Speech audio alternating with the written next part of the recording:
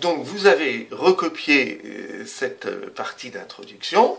Maintenant, nous allons appliquer la méthode que nous avons déjà vue ensemble à ce texte. Et donc, vous retrouvez évidemment les deux tableaux que j'ai l'habitude d'utiliser lorsque je prépare mon plan de commentaire.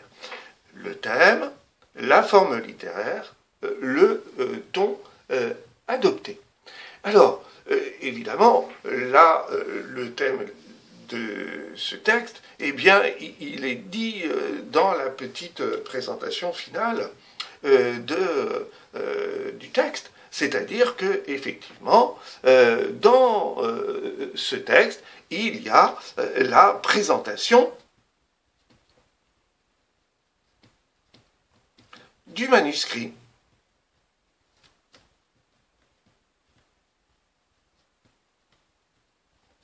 Bien sûr, Voyage au bout de la nuit. La forme littéraire, eh bien, elle est donnée aussi par la petite présentation. Il s'agit d'une lettre. Et vous avez compris, mais dans l'introduction, nous l'avions noté, et il s'agit en fait d'une lettre argumentative.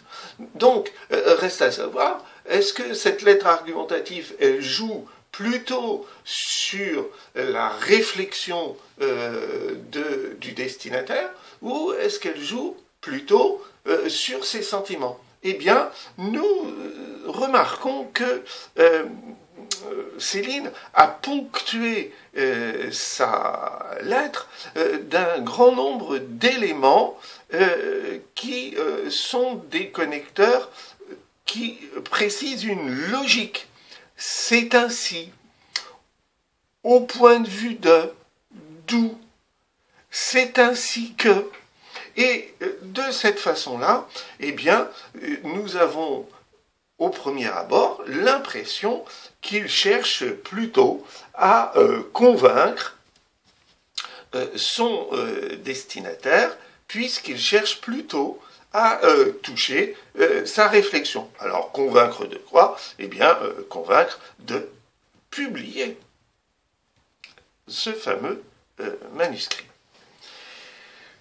Une fois que nous avons repéré ce premier axe, nous cherchons ensuite à approfondir, c'est-à-dire à trouver un indice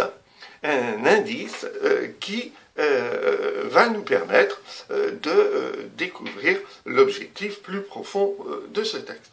Et la plupart de ceux qui ont travaillé ce texte, eh bien, ont été frappés par le fait qu'à l'intérieur de sa lettre, l'auteur introduit de façon peut-être un peu provocatrice, introduit un certain nombre d'expressions qui sont des expressions familières, ne serait-ce que pour décrire son roman, à plusieurs reprises, il utilise l'expression « mon machin ». Et vous trouverez évidemment d'autres expressions dans ce texte. Eh bien, l'indice, c'est effectivement le langage volontairement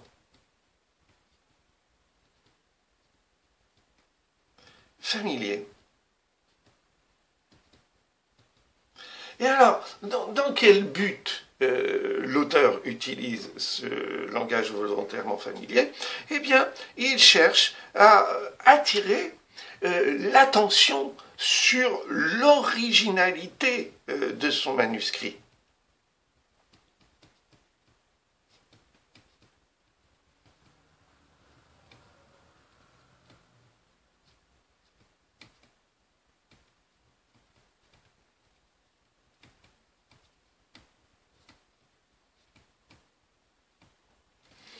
Et au début du XXe siècle, il est assez habituel dans l'art que l'on appelle moderne d'utiliser le ton de la provocation ou les formes provocatrices pour justement souligner cette originalité. Alors, un certain nombre d'entre vous ont été tout à fait sensibles a un vaste champ lexical que l'auteur utilise pour décrire de façon originale son roman à partir d'un vocabulaire qui est un vocabulaire musical. Et d'ailleurs, au centre du texte, nous voyons cette comparaison comme en composition musicale, qui est à la fois présentation positive de l'œuvre, mais par certains moments aussi une présentation négative, en particulier lorsqu'il utilise le mot opéra. Ce n'est pas une référence, dit-il de façon ironique. Et pourquoi? Eh bien parce que très clairement, il veut briser la notion de lyrisme, et en particulier du lyrisme amoureux, hein, qu'il cherche à détruire. Et donc là encore, il cherche à détruire d'une certaine façon une tradition. Alors, ça nous amène à compléter l'introduction que vous aviez déjà notée. Nous verrons dans un premier temps que l'auteur présente son manuscrit dans une lettre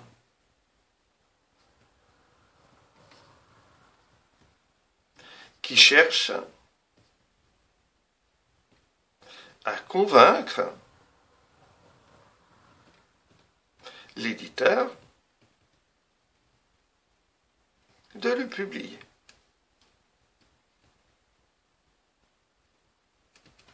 Puis, en approfondissant notre étude, nous montrerons que le langage volontairement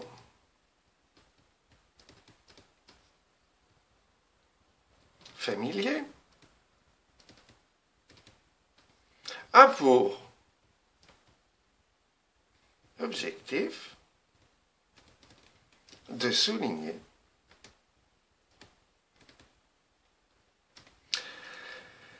l'originalité profonde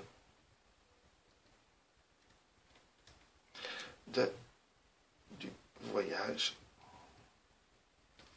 au bout de la nuit.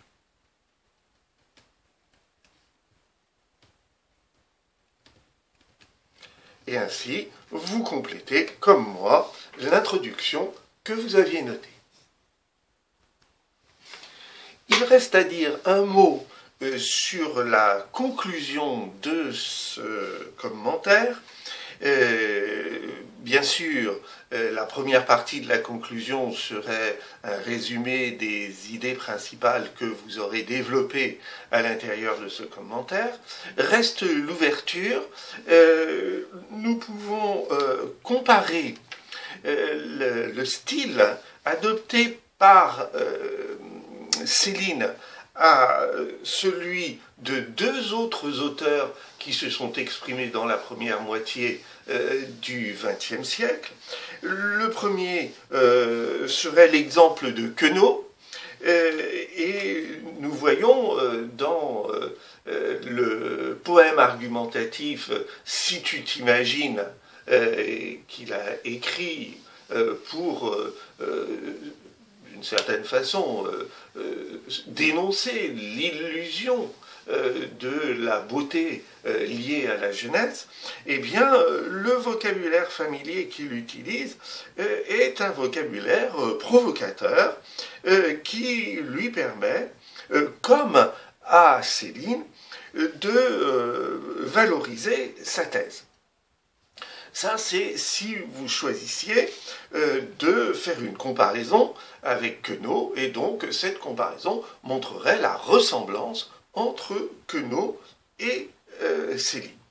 A l'inverse, si vous choisissez de faire une comparaison avec Samivelle et sa fable La jument grise, à ce moment-là, vous montrerez que l'utilisation du vocabulaire familier a un but différent chez Samivel, qui n'est pas celui de la provocation, mais plutôt un but qui permet de donner une sorte de cadre populaire et campagnard à sa fable, et donc en fait le but est plutôt de donner une ambiance à sa fable et non pas de provoquer le lecteur.